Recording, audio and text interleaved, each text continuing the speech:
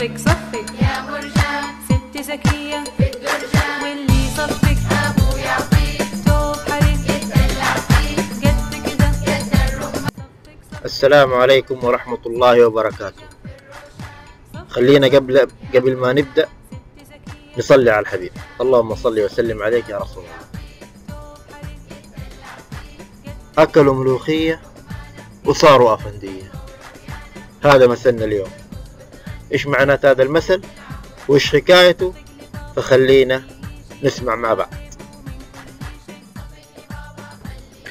هذا يقول لكم، وما بطول عليكم، في أيام الملك عبد العزيز الله يرحمه كان في رجال فقير. هذا الرجال مات وترك لبناته الثلاثة حوش جنب الحرم النبوي الشريف، وكان هذا الحوش فيه غرفتين، فكانوا البنات يأجروا غرفة وغرفة يسكنوا فيها، وكانوا يأجروها في موسم الحج لحجاج أتراك. وكانوا دور الحجاج الأتراك يطبخوا ملوخية في الغرفة، فكانت ريحة التقلية تخرج خشم البنات، فكانوا يشتوا الملوخية لأنهم طفشوا من الفول والعدس والفقر اللي هم فيه. فكانوا كده من باب اللقافة يروحوا عند الحجاج الأتراك، يمكن يحنوا عليهم ويعطوهم طبق ويسألوهم، يقولوا لهم انتم مش طابخين اليوم؟ فكانوا الحجاج الأتراك بحكم اللدغة اللي فيهم كانوا يقولوا نحن طابخين ملوكية.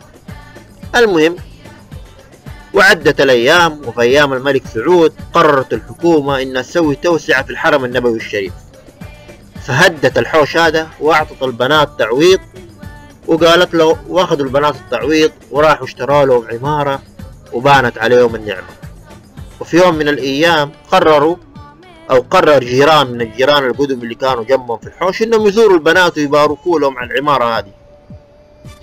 المهم راحوا عندهم البيت وشربوا الشاي والقهوة والشربات، وهم جالسين طبعا شامين ريحة تقلية في البيت، ريحة ملوخية. فالضيوف بيسألوا أصحاب البيت فيقولوا لهم انتوا طابخين ملوخية اليوم؟ فأصحاب البيت يقولوا لهم وي إيش ملوخية؟ إيش عرفكم بالملوخية؟ هذه أكلة ملوك نسميها ملوكية ونجيبها من تركيا. قالت لا ايوه وي يا أختي، أنا حسبتها ملوخية زي حقتنا ومشوشة اللي لقيها مرمية في السوق. قالت لا يا أختي اطمني، ملوكية مو ملوخية. المهم خلصوا الضيافة وخرجوا الضيوف، وهم في الطريق راجعين بيتهم، فواحدة تقول لها منا يا الله كان نفسي يجيبوا لنا طبق من الملوكية دي اللي يطبخوها وندوقها. قالت له وي انت صدقتي انها ملوكية؟ هذه هي الملوخية حقتنا، بس دولة بعد ما اكلوا الملوخية صاروا افندية. الله يرحم ايام العدس. وهذا هو مثلنا، اكلوا ملوخية وصاروا افندية. وهذا المثل يدل على الشخص اللي تظهر عليه النعمة فجأة ويشوف نفسه على الناس، يكون فقير وفجأة يغتني ويشوف نفسه على الناس وعلى أصحابه وعلى الجيران اللي حواليه.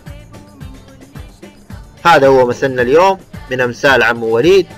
إن شاء الله يكون عجبكم وفهمتوه ووصل لعقولكم، ونشوفكم إن شاء الله بكرة في مثل جديد من أمثال عم وليد. والسلام عليكم ورحمة الله وبركاته.